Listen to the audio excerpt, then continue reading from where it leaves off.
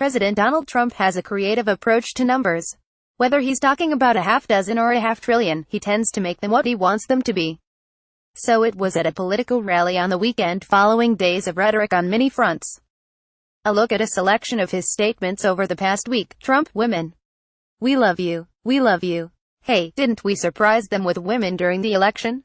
Remember? Women won't like Donald Trump, I said. Have I really had that kind of a problem? I don't think so. But women won't like Donald Trump.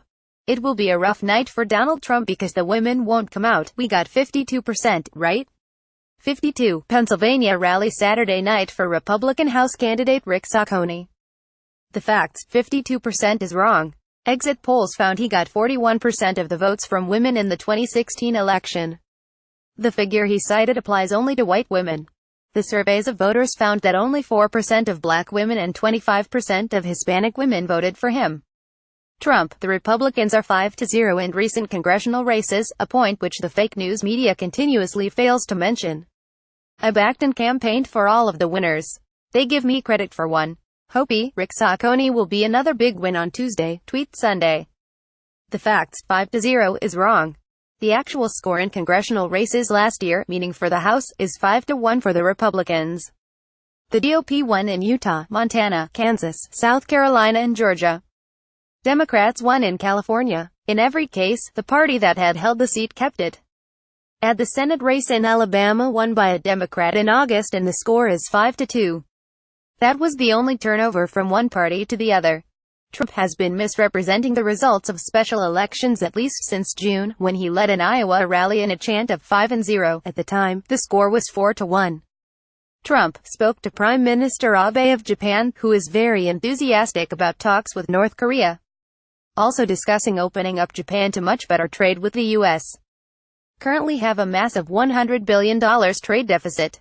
Not fair or sustainable. It will all work out, tweet Saturday. The facts, Trump routinely inflates trade deficits, as he's done here.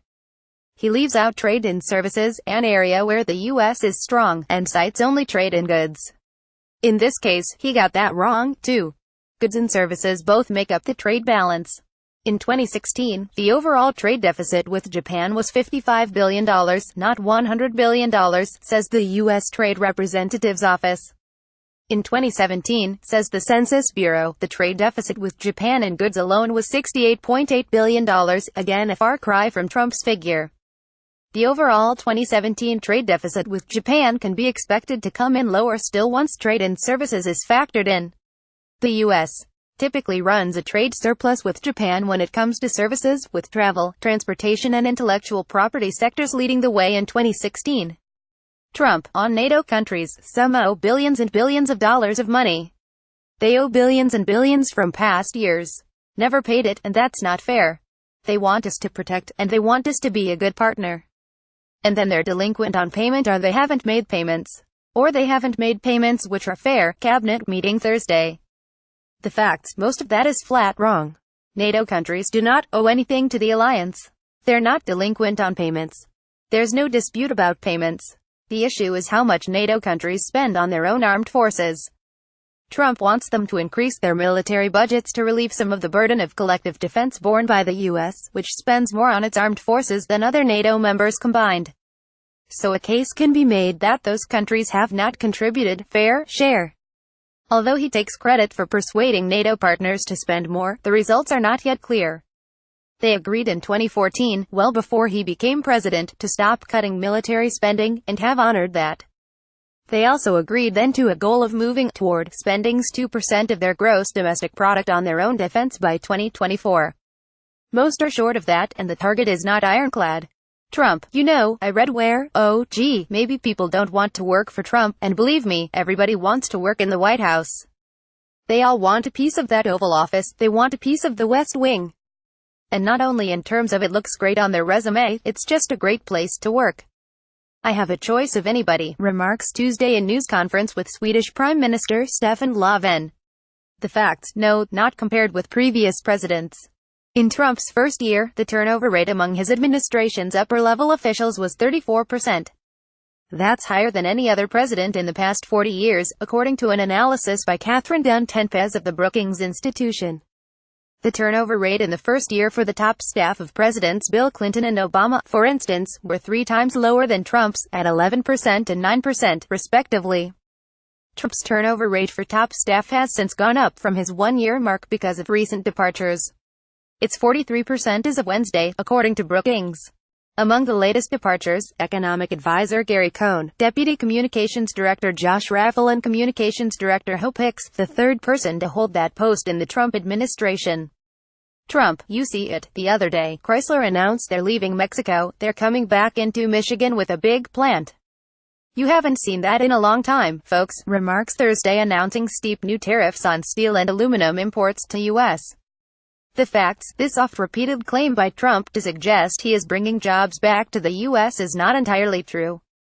Chrysler did announce it will move production of heavy-duty pickup trucks from Mexico to Michigan, but the plant is not closing in Mexico. That plant will start producing other commercial vehicles for global sales, and no change in its workforce is anticipated. Trump, from Bush 1 to present, our country has lost more than 55,000 factories, 6 million manufacturing jobs and accumulated trade deficits of more than $12 trillion. Last year we had a trade deficit of almost $800 billion. Bad policies. The facts, Trump again misrepresents the trade balance.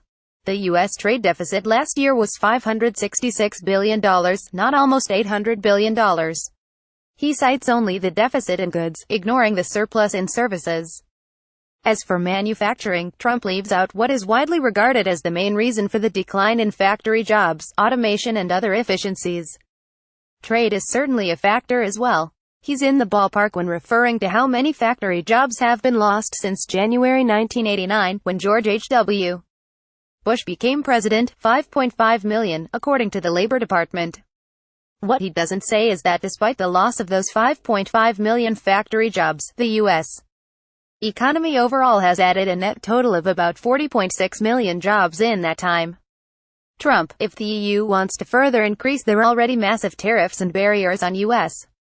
companies doing business there, we will simply apply a tax on their cars which freely pour into the U.S. They make it impossible for our cars, and more, to sell there. Big trade imbalance, tweet March 3rd.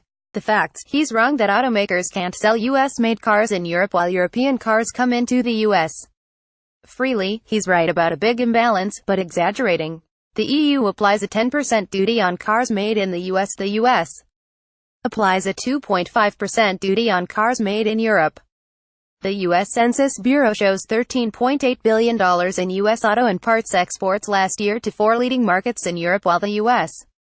imported $51.3 billion in vehicles and from 5 countries in Europe. Associated Press writers Jill Colvin, Christopher Rugaber, and Josh Boak in Washington and Tom Krischer in Detroit contributed to this report. Auto Trade, https://www.census.gov/foreign-trade/press-release/current press release/ft900.pdf Brookings report on Trump staff departures. http://brook.gs/299g Trade with Japan, https://www.census.gov/foreign-trade/balance/c5880.html and https://ustr.gov/countries-region/Japan-Korea-APEC/Japan. Find AP fact checks at http://opni.ws/2kbx8bd. Follow at AppFactCheck on Twitter, https://twitter.com/AppFactCheck. Editor's note _a look at the veracity of claims by political figures.